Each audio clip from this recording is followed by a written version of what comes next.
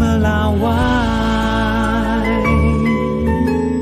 Kalau Anda sendiri melihatnya, Mbak Delisa, dengan struktur kabinet yang tadi Mas Burhan katakan ini adalah struktur kabinet yang besar, itu juga akan mendorong APBN yang juga pasti ikutan besar karena struktur ke bawahnya juga pasti akan jadi ikutan besar begitu.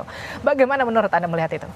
Ya, tentu ini ada implikasi nanti kepada belanja, terutama di sisi belanja pemerintah pusat untuk satu kegiatan belanja pegawai. Jadi artinya bahwa ini kan para menteri, wakil menteri baru tentu ada pos-pos anggaran baru. Meskipun sudah disampaikan di dalam press release Wamenkyu menyatakan bahwa sudah diantisipasi dalam APBN 2025. Jadi katanya pos-pos itu sudah ada karena begitu ada kementerian baru itu harus diajukan anggarannya. Okay. Nah itu juga bagaimana nomenklatur yang terpecah, misalkan kan ada beberapa kementerian yang dipecah ya.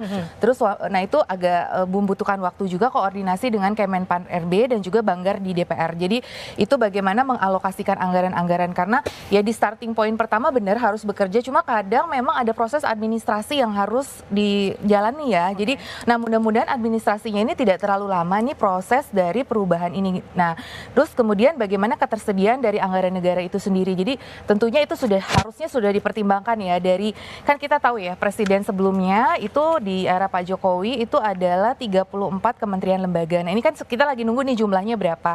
Nah kalau dari data kemarin itu yang Pak Presiden Jokowi itu kalau kita lihat belanja anggaran itu adalah di kisaran 300 miliar rupiah ya untuk anggaran terkait dengan para menteri dan wakil menteri. Nah ini ada salah satu lembaga yang memprediksikan bisa sekitar 1 triliun nih kalau ada penambahan. Tapi nanti harus kita kaji ulang ya, untuk per tahun untuk tambahan dari adanya jabatan-jabatan baru ataupun kementerian baru. Jadi kita memang harus menghitung benar sih berapa tambahan kepada anggaran. Ya pasti itu anggaran bertambah ya. Jadi kalau dari data tadi mencapai 306 miliar per tahun. Nah, ada yang menghitung lembaga ya, kalau saya refer di sini Selios menghitung adalah sekitar 1,95 triliun tambahannya kemungkinan.